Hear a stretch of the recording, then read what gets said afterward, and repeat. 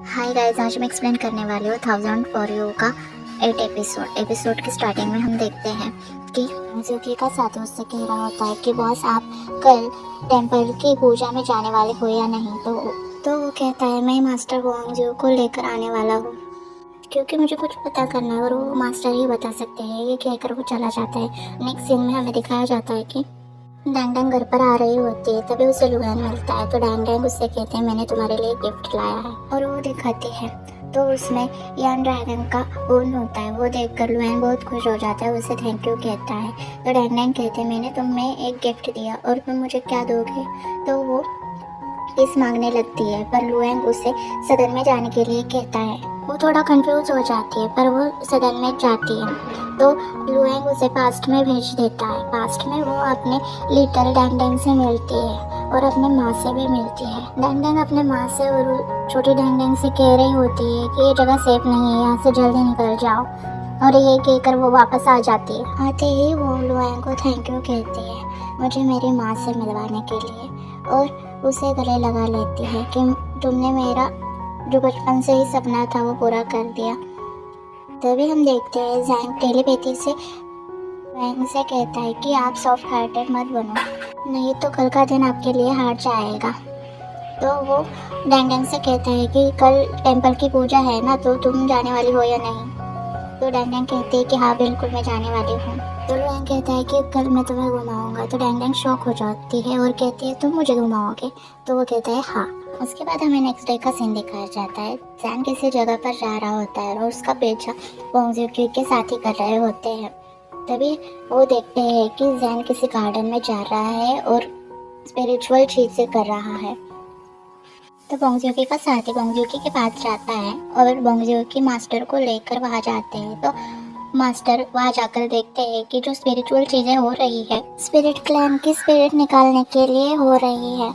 तो बोंगजुकी को पता लगता है कि डैंग डैंग के अंदर स्पिरिट क्लैन के स्पिरिट है, इसीलिए उसकी जान को भी धोखा हो सकता है। और वो उस मास्टर से पूछता है कि इससे बचाने के लिए कोई रास्ता है क्या। तो वो मास्टर कहते हैं कि मैं तुम्हें बंदूक की गोलियां बना कर दूंगा। उसके बाद सीन शिफ्ट होता है शाम में, जहाँ टेंपल की पूजा की सारी तैयारियां चल रही थी। जहाँ बोंगजुकी डैंग डैंग के पास भागते हुए जाता है और उसे एक कोने में लाता है। उसे सारी बातें बताता है कि तुम्हारी जान को खतरा है, तुम्हें अलर्ट रहना पड़ेगा। पर डैंग डैंग को किसी भी बात पर विश्वास नहीं हो रहा होता। वो कहते हैं कि कुछ भी बकवास मत करो और यहाँ से चले जाओ। तो बोंगजुकी कहता है बस मेरे लास्ट टाइम एक बात मान लो और ये बंदूक अपने पास रखना।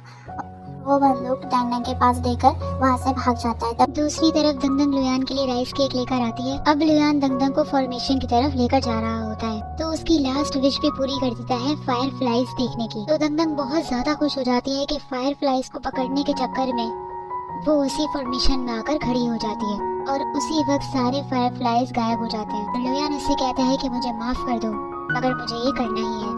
तो लुयान अपने हाथ से खूबसूरती से मैजिक बनाता है और बिना टाइम वेस्ट किए उसके अंदर से यूनजी की रूह निकालने लगता है। दंगदंग ये देखकर बहुत हैरान हो जाती है और उसके हाथ से सारे राइस केक गिर जाते हैं। लुयान अब टाइम स्टॉप करके उसके अंदर से यूनजी की रूह नहीं निकाल रहा होता।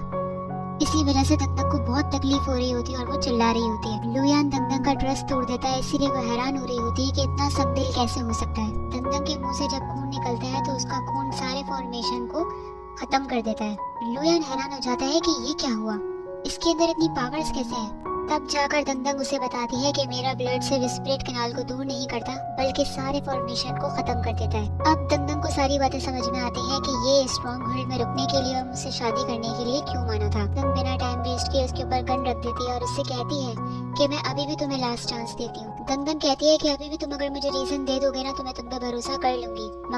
मगर लुयान तो कुछ बोल ही नहीं रहा होता है, इसीलिए दंगदंग उस पर चिल्लाने लग जाती है और उस पर गोली चला देती है। मगर गोली उसने लुयान को नहीं मारी होती। वो लुयान से कहती है कि बिना टाइम वेस्ट किए मेरे स्ट्रॉन्गहोल्ड को छोड़कर चले जाओ और लुयान का दिया हुआ पिन भी वो उठाकर फेंक देती है। इतने में वहाँ जेन आ जाता है और वो भी हैरान हो रहा होता है कि सिर्फ मास्टर युनजी के ब्लड के अंदर ही इतनी पावर है कि वो लुयान के बनाए हुए फॉर्मेशन को तोड़ सके। और अब लुयान को ऐसा लगने लगता है कि कहीं दंगदंग की युनजी तो नहीं। दूसरी तरफ बेजी की जब आँख खोलती है तो वो अपने घर में मौजूद होता है।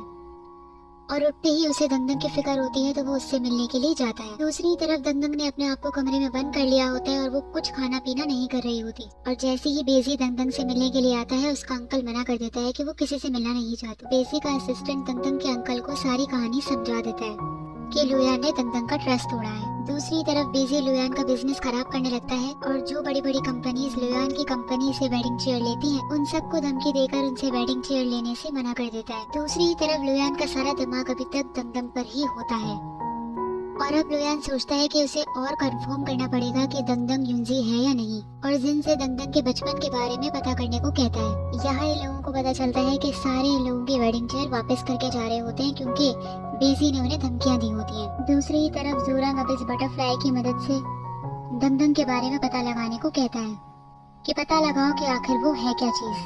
अब 2 दिन हो जाते हैं, अभी तक दंदन अपने रूम से बाहर नहीं आई होती और खाना तो बिल्कुल भी नहीं खा रही होती। भाई कहता है कि मैंने दंदन को इतने गुस्से में कभी नहीं देखा, सिर्फ तब देखा था जब वो अपने फादर से लड़ती थी, कि इतने में ही दंदन कमरे से बाहर आ जाती है और सबके सामने ऐसे बिहेव कर रही होती है कि जैसे कुछ हुआ ही नहीं है। दूसरी तरफ दंदन जब उस रूम में आती है जहाँ पर लुयान रहता था, तो उस कमरे को देखकर, वहाँ की चेयर को देखकर उसे लुयान की याद आने लगती है।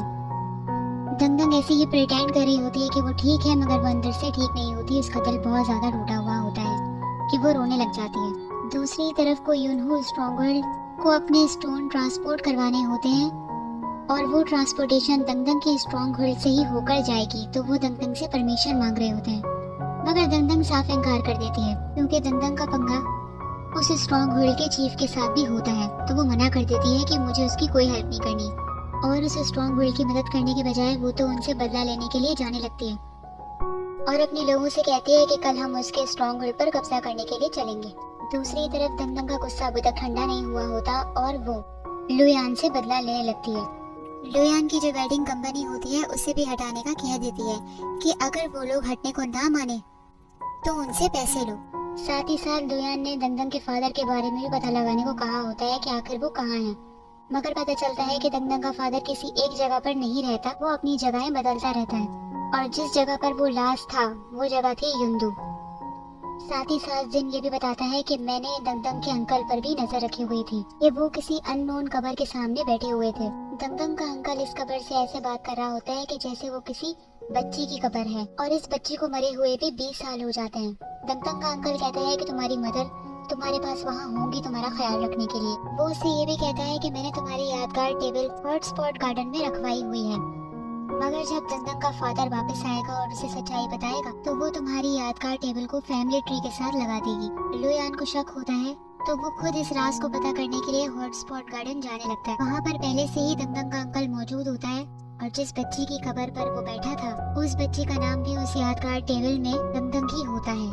कि इतने में ही वहाँ पर लुयान आ जाता है और दंदन के अंकल से पूछता है कि इस थ्रोन में इस लड़की का नाम भी दंदन क्यों है। तो दंदन का अंकल उसे झूठ बोलता है कि मैंने ये फेक टेबल बनाई है ताकि मैं जहन्नुम के बादशाह को पागल बना सकूं, क्योंकि बचपन में हमेशा दंदन की तबीयत खराब रहती थी। मगर लुयान समझ जाता है कि ये मुझे पागल बना रहा है। अब तो लुयान को इस बात पर भी शक होता है कि इन लोगों ने दंदन को वो मैजिकल बर्ड खिलाई भी है या नहीं। तो वो उसके अंकल से ये बात पूछता है, मगर वो यही कहता है कि हमने खिलाई है उसे। मगर दंदन के अंकल की बातों से यही लग रहा होता है कि वो कुछ न कुछ तो छुपा रहा है। इतने में लुयान वहाँ से चला जाता है। दूसरी तरफ लुयान दंदन के स्ट्रॉन्ग होल्ड में आ जाता है और जब वो वहाँ आकर देखता है तो दंदन ने उसकी हर चीज को तोड़ दिया होता है, यहाँ तक कि उस चेयर को भी। और आज लुयान दंदन के बारे में सोच रहा होता है कि इतने में ही लुयान को वहाँ कोई बटरफ्लाई नजर आ जाती है और वो समझ जाता है कि ये स्प्रेड कनाल से ही है। तो लुयान उसकी स्ट्रॉन्ग होल्ड में ऐसी बाउंड्री बना देता है कि जिससे कोई भी बटरफ्लाई अंदर ना आ पाए। अब लुयान डर रहा होता है कि पहले से ही कोई दंदन पर नजर रखकर बैठा है और अब लुयान को किसी भी हाल में जानना होता है कि दंदन युंजी है या नहीं। जिन इस बात को जानने के लिए स्प्रेड कनाल की लाइब्रेरी में आता है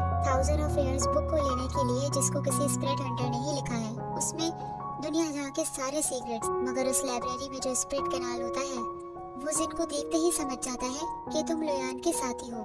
और जिन के इस लाइब्रेरी में आने से इसे ये पता चल जाता है कि लुयान वापस आ गया है। मगर जिन इसे मना करता है कि लुयान के बारे में किसी को भी मत बताना, और अगर किसी को भी पता चला तो मैं तुम्हें नहीं छोड़ूंगा। जैसे ही वो इसे वो 1000 ऑफ ईयर्स बुक लाकर देता है तो उसका हाफ पार्ट गायब होता है और वही सबसे ज्यादा मेन पार्ट था जिसमें सारे सीक्रेट्स थे। जिन के जाने के बाद ये अपनी किताबों से बात करने लग जाता है कि लुयान वापस आ चुका है तो जूरंग और सब वापस आ चुके होंगे। अब इसे डर लगने लग जाता है कि कहीं दोबारा से वार ना स्टार्ट हो जाए। जेन अपनी कंपनी तो नहीं हटा सकता, इसीलिए दंगदंग के स्ट्रॉन्ग होल्ड को ये अपना आधा पैसा तो दे ही चुका होता है। लुयान इस बुक के अंदर ये जानने की कोशिश कर रहा होता है कि दंगदंग युनजी है या नहीं, मगर बुक के इस पार्ट में तो कुछ भी नहीं होता।